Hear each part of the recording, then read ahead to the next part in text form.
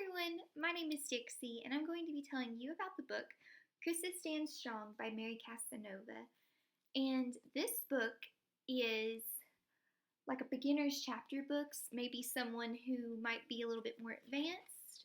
You know, it has more words than pictures, so it might be better for older grades. And so this book is about Krista, who's just the girl right there in the middle. It starts off and she's been working at the pool, her local pool all summer, and she's been having a great summer, and she's getting ready to go back to school, and her friends start getting bullying emails and text messages and messages on the pool's site, and nobody knows who they're from or why they're getting them, and it's really making Krista and her friends upset. So throughout the book, they start going back to school, and we kind of have to learn, and we see how Krista and her friends are going to deal with the bullying because it's the first time that they've ever dealt with it. So, we get to see how Krista grows and becomes a better person by the end of the book. And since this is more of a chapter book, there's not as many pictures, but there are a few pictures, like this one right here. It is Krista and her friends getting ready, I think for the first day of school. It says, "Hi, Tara," I finally said, and thanks, I guess. So in this picture, Tara right here is Krista's bully, and it's just describing how Tara is making fun of the way that Krista dresses.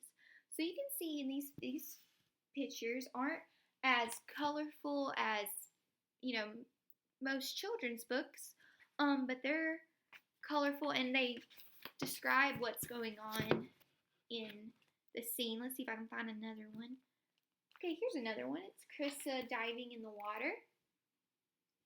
And they seem very computer-generated images. Maybe they were drawn and colored in on the computer. So, yes. So if you would like to learn how Krista overcomes her cyberbullying and how her and her friends overcome the bullying, then you're just going to have to read Krista Stands Strong.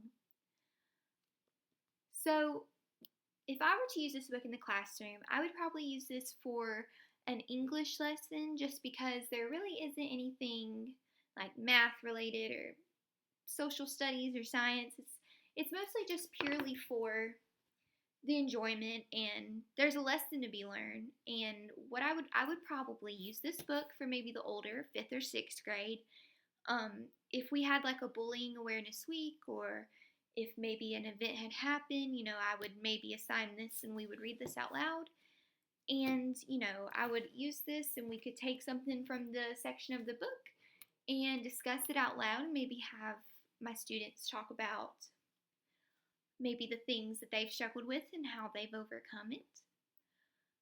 And if I were to use this book, I would probably, I think of the type of students, I think that either a gifted learner or a special needs learner would really appreciate this book because it is kind of harder words. I read this book 7th grade maybe, so it's for the older kids and more of a more sensitive subject, so maybe ones who are maybe not mature enough would not like it as much. And for special needs, I think this would be good because we have not even just special needs, but just people, our children from different levels of the world. So we have her right here. Her name is Jenna. I can't remember. I think it's Genevieve. Or Gwen. Her name is Gwen. And she is homeless.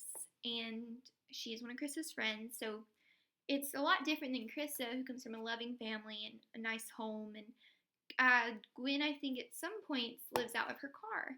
So it'd be nice for kids from all sorts of background, not just the typical background, to be able to understand and enjoy this book.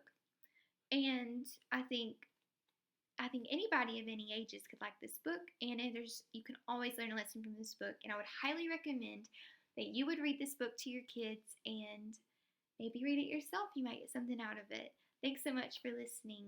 Bye-bye.